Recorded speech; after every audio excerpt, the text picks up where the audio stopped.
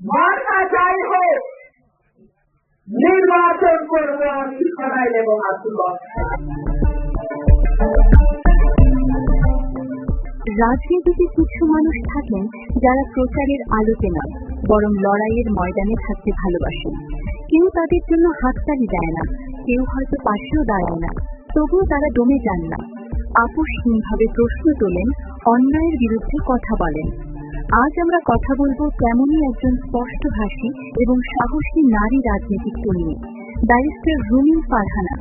কিন্তু প্রশ্ন উঠেছে, যে নেত্রী জাতীয় সংসদে দাঁড়িয়ে বুক ফুলিয়ে সত্য কথা বলেছেন, তাকেই কেন দল এবার মনোনয়ন দিল না? আর সেই অভিমানেই কি তিনি আজ স্বতন্ত্র প্রার্থী? চলুন আজ শুরু থেকে দেখা যাক রুমিন ফারহানার এই রাজনৈতিক মোড় পরিবর্তনের নেপথ্য গল্প। গণতন্ত্রের সবচেয়ে বড় শক্তি হচ্ছে আপনার প্রতিনিধি আপনি বাছাই দেন। রুমিন ফারহানা রাজনীতিতে হুট করে উড়ে এসে জুড়ে বসেননি। তিনি পেশায় একজন তুখর আইনজীবী। সংবিধান ও রাষ্ট্র ব্যবস্থার উপর রয়েছে তার গভীর দখল। ছাত্র রাজনীতি থেকে শুরু করে দীর্ঘদিনের আন্দোলন সংগ্রামের পথ বেয়েই তিনি বিএনপির রাজনীতির অন্যতম পরিচিত মুখ হয়ে ওঠেন।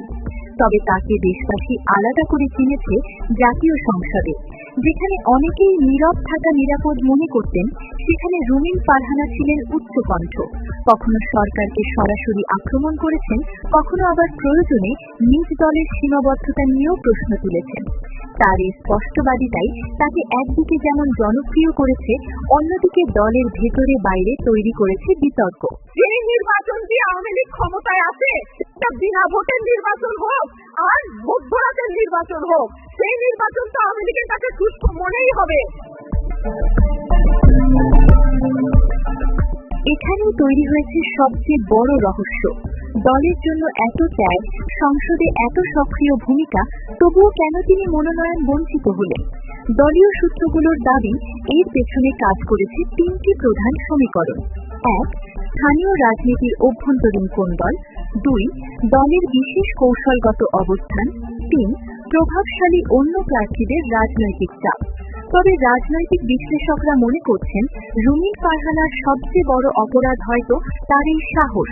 দলে অনেক সময় চুপ থাকাটাই পদ পদবি টিকিয়ে রাখার মূল মন্ত্র, কিন্তু রুমিন চুপ থাকতে শেখেননি। আপনারা যদি আমার পাশে থাকেন, আমি বাংলাদেশ জয় করতে পারি। মনোনয়ন না পাওয়াটা কি তার জন্য কষ্টের ছিল?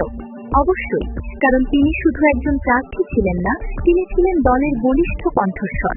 কিন্তু সেই কষ্টকে তিনি ঘরে বসে থাকার বাহানা বানাননি, বরং নিয়েছেন এক কঠিন এবং চ্যালেঞ্জিং সিদ্ধান্ত। তিনি এখন স্বতন্ত্র প্রার্থী। অনেকেই প্রশ্ন তুলছেন, এটা কি দলের সিদ্ধান্তের বিরুদ্ধে বিদ্রোহ, নাকি নিজের আদর্শে অবিচল থাকা? এই প্রশ্নের উত্তর রুমিন ফারহানা দিচ্ছেন নির্বাচনী মাঠে। আমি সারা জাতীয়কে একটা নতুন রূপ দিতে পারি।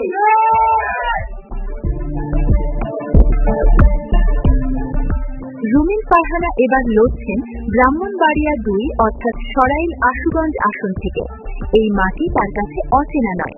দীর্ঘদিনের রাজনৈতিক ও সামাজিক যোগাযোগ রয়েছে এখানে। তিনি স্পষ্ট করে বলছেন, আমি কোনো বিশেষ গোষ্ঠীর প্রার্থী নই, আমি সাধারণ মানুষের প্রার্থী, আর এই মানুষই আমার শক্তির উৎস। তার নির্বাচনী ইশতেহারে গুরুত্ব পাচ্ছে দুর্নীতির বিরুদ্ধে জিরো টলারেন্স, আইনের শাসন প্রতিষ্ঠা এবং এলাকার তরুণদের জন্য কর্মসংস্থান।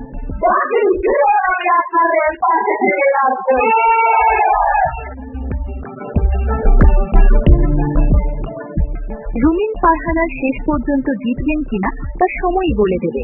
তবে তিনি জয়ী হন বা না হন, বাংলাদেশের রাজনীতিতে তিনি একটি বড় বার্তা দিয়ে দিলেন। দলীয় শৃঙ্খলার নামে নীরব থাকা আর অন্যায়ের সামনে মাথা নত করা এক বিষয় নয়। আপনার কি মনে হয়, রুমিন ফারহানার এই স্বতন্ত্র লড়াই কি সফল হবে, নাকি দলীয় মনোনয়ন না পাওয়াটা তার রাজনৈতিক ক্যারিয়ারে বড় ধাক্কা? কমেন্ট করে আমাদের জানান। ভিডিওটি ভালো লাগলে লাইক দিন এবং শেয়ার করে অন্যদের জানার সুযোগ করে দিন। পরবর্তী আপডেট পেতে আমাদের চ্যানেলটি সাবস্ক্রাইব করে রাখুন। ধন্যবাদ।